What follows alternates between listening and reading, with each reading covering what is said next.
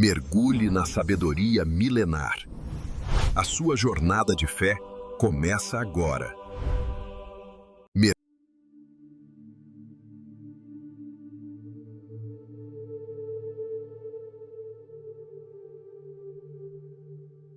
O cerco da arrogância e o desafio de Rabsaqué. O horizonte de ferro. O amanhecer em Jerusalém, no ano de 701 a.C., não trouxe a paz habitual. Do alto das muralhas de pedra calcária, os vigias de Judá viram o que parecia ser uma maré de metal negro engolindo o horizonte. Era o exército de Senaqueribe, 185.000 homens, uma força que não apenas marchava, mas transformava a geografia por onde passava. O som era ensurdecedor, o bater rítmico de milhares de escudos, o ranger das rodas de ferro dos carros de guerra assírios e o tropel de cavalos criados para o massacre. Senaqueribe, o rei da Assíria, já havia devastado as cidades fortificadas de Judá. Laquis, a fortaleza inexpugnável ao sul, fora reduzida a cinzas e seus sobreviventes levados em correntes. Agora, o rei do mundo voltava seus olhos para a pequena e teimosa Jerusalém. Ele enviou seus oficiais de elite para desferir o golpe mais mortal antes mesmo da primeira flecha ser disparada: o golpe da desesperança. O local do embate psicológico. Os oficiais assírios pararam em um local estratégico, junto ao aqueduto do açude superior, na estrada que leva ao campo do lavandeiro. Era ali que a água, o sangue da cidade, era controlada. O Rabsaqué, um homem mestre na oratória e na intimidação, não falava o aramaico diplomático dos reis. Ele falava em hebraico fluente, para que cada soldado e cidadão sob os muros pudesse entender o veneno de suas palavras. Ele começou seu discurso com um tom de escárnio que ecoou pelo vale de Cedron.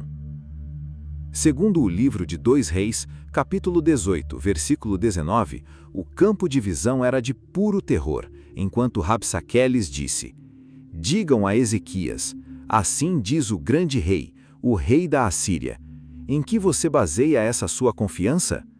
No versículo 20 ele continua: "Você diz que tem estratégia e poder militar, mas suas palavras são vazias. Em quem você está confiando para se rebelar contra mim?"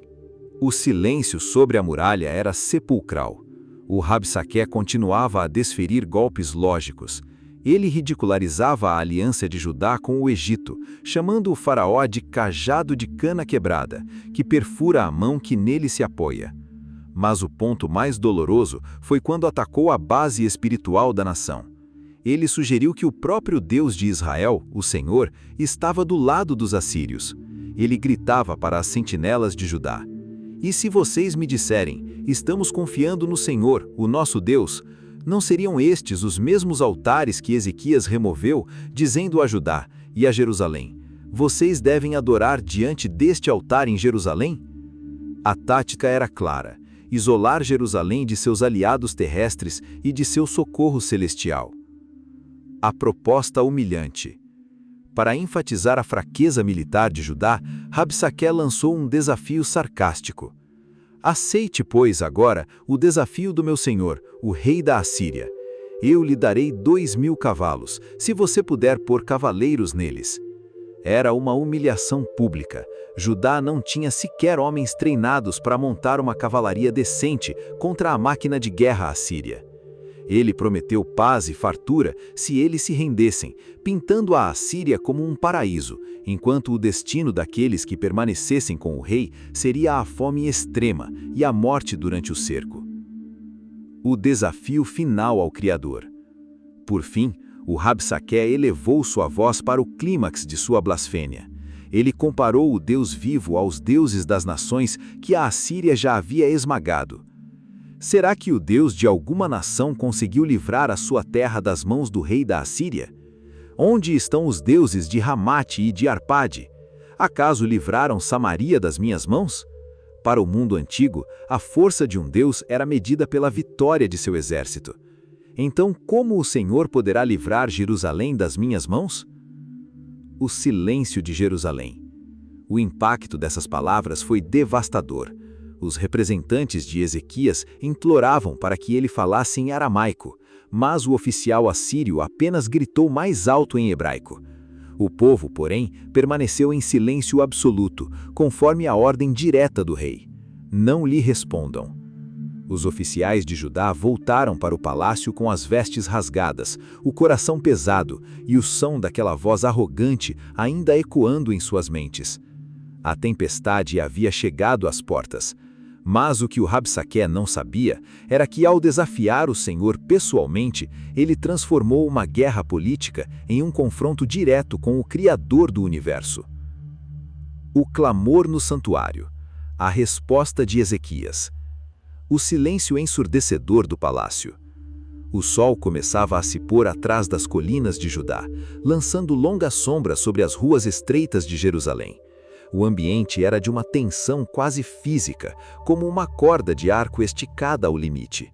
O povo estava mudo. As palavras de Rabsaqué haviam penetrado como flechas incendiárias no coração da população. A dúvida espalhava-se. Será que Deus nos abandonou? No Palácio Real, o som dos passos apressados ecoava pelos corredores de pedra. Eliaquim, Sebna e Joá traziam o peso da desonra. Suas túnicas estavam retalhadas, rasgadas em um gesto público de agonia. Quando entraram na presença do rei Ezequias, o estado de suas roupas e a palidez em seus rostos contavam a história. A diplomacia havia fracassado diante da força bruta. A reação de um rei pastor. Ezequias passara seu reinado tentando desfazer os erros do passado. Ele reabrira as portas do santuário e purificara o sacerdócio. Agora toda a sua reforma espiritual estava sendo testada pelo fogo. Ao ouvir as palavras de afronta contra o Deus vivo, Ezequias não reagiu com fúria, nem convocou seus generais para uma carga suicida. Sua reação foi de profunda contrição. Segundo 2 Reis, capítulo 19, versículo 1, quando o rei Ezequias ouviu o relato, rasgou suas vestes, cobriu-se de pano de saco e entrou no templo do Senhor. Este ato foi um golpe de mestre espiritual. Ao cobrir-se de pano de saco, o rei estava dizendo ao seu povo e ao seu Deus que a coroa não significava nada se o Senhor não fosse o verdadeiro rei. O encontro com o profeta. Enquanto o rei se dirigia ao templo, ele enviou uma delegação ao profeta. O rei sabia que quando o braço de carne falha, somente a palavra de Deus pode sustentar uma nação. A mensagem era de dor e impotência. Este é um dia de angústia, de castigo e de vergonha, como quando um filho está prestes a nascer, mas a mãe não tem forças para dar à luz. Jerusalém estava no seu limite físico. Eles cavaram túneis e reforçaram muros, mas a força para a vitória final não existia neles. A carta de Senaqueribe, o documento da arrogância. Senaqueribe enviou novos mensageiros com uma carta oficial. Não era apenas um recado, era um ultimato jurídico e teológico. O argumento era matemático. Se todas essas nações caíram, por que a sua pequena Judá seria poupada por um Deus invisível? Ezequias recebeu a carta. Seus dedos devem ter tremido ao ler as ameaças. Mas sua resposta tornou-se o coração dessa narrativa. Segundo 2 Reis, capítulo 19, versículo 14, Ezequias recebeu a carta das mãos dos mensageiros e a leu. Então subiu ao templo do Senhor e a estendeu perante o Senhor. Imagine o pátio do templo, o cheiro de incenso no ar, o rei solitário e ajoelhado. Ele abre o pergaminho sobre as pedras sagradas, como se estivesse dizendo: Olha, Senhor, lê o que este homem escreveu. A afronta é contra ti. A teologia da oração de Ezequias. A oração de Ezequias é um modelo de intercessão. No versículo 15, ele clama: Senhor, Deus de Israel, só tu és Deus sobre todos os reinos da terra. Tu fizeste os céus e a terra. Dá ouvido, Senhor, e ouve. Abre os olhos, Senhor, e vê. Escuta as palavras que Senaqueribe enviou para insultar o Deus vivo. Ezequias não nega a realidade da destruição assíria. Ele reconhece que outros deuses foram lançados no fogo, mas aponta o motivo. Eles eram apenas madeira e pedra, obras humanas. Ele pediu a salvação para um propósito maior, para que o mundo inteiro soubesse que só o Senhor é Deus. A resposta de Isaías, o rugido do leão. Enquanto Ezequias ainda estava no templo, o Espírito de Deus veio sobre Isaías. O profeta trouxe um oráculo de guerra divina. Deus falou de Jerusalém como a filha de Sião, uma jovem que zombava do conquistador que se achava invencível. No livro de Isaías, capítulo 37, versículo 23, a pergunta ressoa: a quem você insultou e de quem blasfemou? Contra o Santo de Israel. Deus revelou que Senaqueribe era apenas uma ferramenta, um machado nas mãos do lenhador. O instrumento se levantou contra a mão que o empunhava. O destino selado. A profecia de Isaías trouxe o alívio que o rei buscava. Sobre o exército assírio que cercava a cidade, a promessa foi absoluta. Assim diz o Senhor acerca do rei da Assíria: e ele não entrará nesta cidade, nem lançará nela flecha alguma. Pelo caminho por onde veio, voltará. Deus declarou que defenderia a cidade por amor de si mesmo e por amor de seu servo Davi. Ezequias saiu do templo com a certeza de que a batalha não era mais dele. O rei da Assíria tinha 185.000 soldados. Ezequias tinha uma promessa. E enquanto o exército assírio afiava suas espadas para o que achavam ser o massacre final, nas esferas espirituais, o anjo do Senhor já estava desembainhando a sua espada de fogo. Parte 3. O silêncio da espada invisível. A intervenção divina. A noite de todas as noites. O sol havia se posto sobre Jerusalém, mas não havia descanso. No acampamento assírio, estendido pelo vale de Refaim e pelas colinas circundantes, o cenário era de uma celebração antecipada. Milhares de fogueiras pontilhavam a escuridão, como se as estrelas tivessem caído sobre a terra para zombar da cidade sitiada.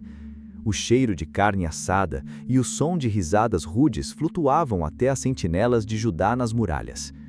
Para os soldados de Senaqueribe, o amanhecer traria apenas o trabalho rotineiro de escalar muros e saquear tesouros. Eles já haviam feito isso em centenas de cidades. Jerusalém era apenas a próxima da lista. Dentro dos muros, porém, o clima era de uma vigília sagrada. Ezequias, embora fortalecido pela palavra de Isaías, sabia que a cidade estava fisicamente exausta. Mas, enquanto os homens afiavam suas espadas e as mulheres abraçavam seus filhos, algo estava acontecendo nas esferas que os olhos humanos não podiam perceber. O céu não estava em silêncio. O mistério do anjo do Senhor. A Bíblia relata o evento com uma brevidade que esconde uma magnitude aterradora. A intervenção não exigiu exércitos celestiais marchando com trombetas. Exigiu apenas um único executor. Segundo o livro de 2 Reis, capítulo 19, versículo 35, naquela noite o anjo do Senhor saiu e matou 185.000 homens no acampamento assírio. Quando o povo se levantou na manhã seguinte, o lugar estava repleto de cadáveres. Imagine a cena. Sentinelas estavam em seus postos, generais planejavam o ataque final em suas tendas, e soldados dormiam o sono dos confiantes. Então o anjo do Senhor desceu sobre as colinas de Judá. Não houve som de batalha, não houve gritos de guerra ou choque de metais. Foi uma morte silenciosa, uma interrupção sobrenatural que parou o coração de uma nação inteira de soldados em uma única noite. A vida foi retirada, como se uma vela tivesse sido apagada pelo sopro de Deus. O despertar do terror. O amanhecer em Jerusalém costumava ser anunciado pelos galos e pelo início do movimento nos portões. Mas naquela manhã, o silêncio que vinha do lado de fora era diferente. Não era o silêncio de uma emboscada, era o silêncio de um cemitério. As sentinelas de Ezequias esfregavam os olhos esperando ver a primeira onda de ataques. Em vez disso, viram algo que desafiava a lógica militar. As fogueiras inimigas haviam se transformado em cinzas frias. Os cavalos relinchavam nervosos, mas seus donos não se moviam. Não havia o som de ordens sendo gritadas. Deus não apenas havia afastado o inimigo, ele havia julgado no campo de batalha. O orgulho de Senaqueribe fora transformado em uma pilha de 185.000 corpos sem vida. A teologia da vitória silenciosa. Por que Deus agiu dessa forma? O relato em Crônicas nos dá uma dimensão espiritual mais profunda. Segundo 2 Crônicas, capítulo 32, versículo 21, o Senhor enviou um anjo que aniquilou todos os homens de combate e todos os oficiais e líderes no acampamento do rei da Assíria. Ao destruir o exército sem que Judá disparasse uma única flecha, Deus provou que ele é o Senhor dos exércitos, aquele que tem autoridade sobre a vida e a morte. O significado para a fé de Judá. Para o povo de Jerusalém, aquele dia foi um segundo êxodo. Eles viram a salvação do Senhor sem esforço humano. A profecia de Isaías havia se cumprido ao pé da letra. Ele não entrará nesta cidade e nem atirará nela uma flecha alguma.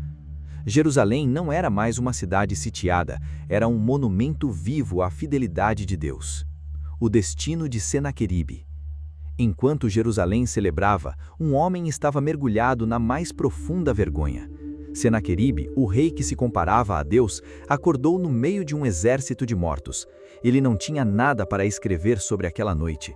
Segundo 2 Reis, capítulo 19, versículo 36, Senaqueribe levantou acampamento e retirou-se. Voltou para Nínive e lá ficou. Ele não voltou como um conquistador, mas como um fugitivo. A invencibilidade assíria havia sido quebrada pelo anjo do Senhor. Parte 4. O caminho da vergonha, a retirada e a repercussão. O despertar da desolação.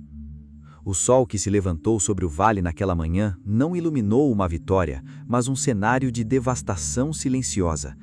No centro do caos estava Senaqueribe. O rei que entrava em seu trono portátil de marfim agora estava cercado pelo vazio.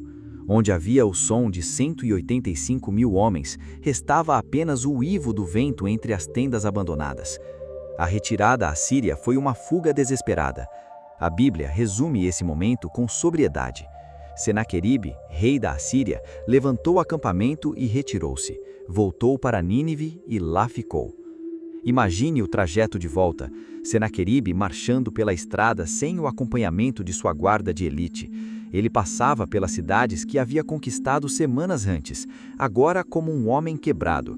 Os sobreviventes judeus nas colinas viam um monarca passar com um semblante de derrota que nenhum império jamais imaginou. A vergonha de um conquistador. O relato de Crônicas adiciona um detalhe crucial.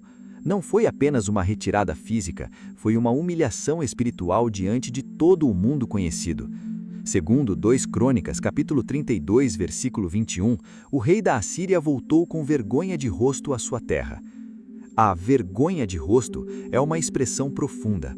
Senaqueribe havia blasfemado contra o Senhor, dizendo que nenhum Deus poderia livrar as nações de suas mãos. Ao voltar de mãos vazias, ele provou ao mundo que suas palavras eram vento. O mito da invencibilidade assíria fora estilhaçado nos portões de Jerusalém. O florescimento de Jerusalém. Enquanto a sombra assíria desaparecia no horizonte, Jerusalém experimentava um renascimento que parecia um sonho. O que antes era uma ameaça de morte, tornou-se um banquete de providência. Ezequias, o rei que se humilhou, foi exaltado por Deus. O prestígio de Judá cresceu subitamente entre as nações vizinhas. Segundo 2 Crônicas, capítulo 32, versículo 23, muitos trouxeram ofertas ao Senhor em Jerusalém e presentes valiosos para Ezequias. Daquela época em diante, ele foi muito respeitado por todas as nações. O foco aqui é o contraste.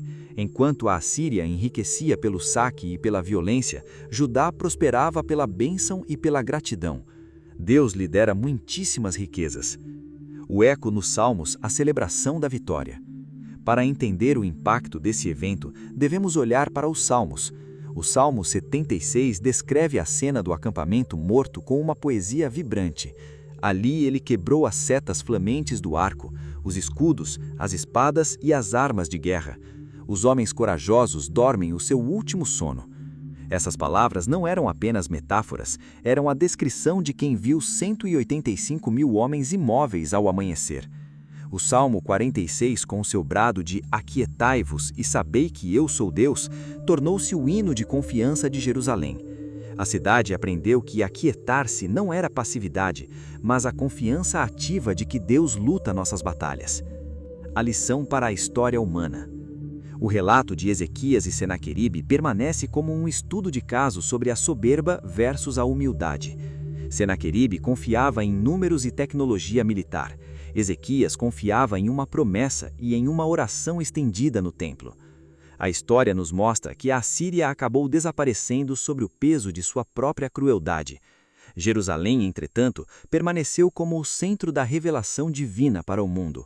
O Deus que livrou Ezequias é o mesmo Deus que, séculos mais tarde, traria de Jerusalém a luz para todas as nações. O fim de um grande rei. Ezequias não foi apenas o rei que sobreviveu ao cerco, mas o rei que ensinou seu povo a buscar a Deus no momento do desespero. Segundo 2 Crônicas, capítulo 32, versículo 33, Ezequias descansou com seus antepassados e foi sepultado com honras. Todo Judá e o povo de Jerusalém prestaram-lhe homenagens na sua morte. Ele deixou um reino seguro, um templo purificado e uma lição gravada na rocha: o Senhor dos Exércitos está conosco. O silêncio que ainda fala. Hoje, quando olhamos para as evidências arqueológicas desse cerco, somos lembrados de que a Bíblia não é um livro de contos de fadas, mas de intervenções reais no tempo e no espaço. O silêncio que caiu no acampamento assírio naquela noite de 701 a.C. ainda fala aos corações modernos. Ele diz que o orgulho humano tem um limite e que a oração de um homem fiel pode mudar o destino de uma nação. A história de Ezequias termina aqui, mas o Deus de Ezequias continua o mesmo. O anjo do Senhor ainda está de prontidão para aqueles que escolhem entrar no santuário e estender suas aflições diante do Criador. Jerusalém ficou de pé, a Assíria caiu, e a palavra do Senhor permanece para sempre. Se esta mensagem de fé e do poder de Deus tocou o seu coração, não guarde esse livramento apenas para você. Para nos ajudar a continuar contando estas histórias épicas da Bíblia, pedimos que você se inscreva no canal, curta este vídeo e ative o sininho para não perder os próximos capítulos.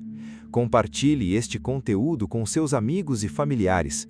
Vamos fazer com que esta palavra de esperança chegue à maior quantidade de pessoas possível, lembrando ao mundo que o nosso Deus ainda opera milagres e nos livra em meio à tempestade.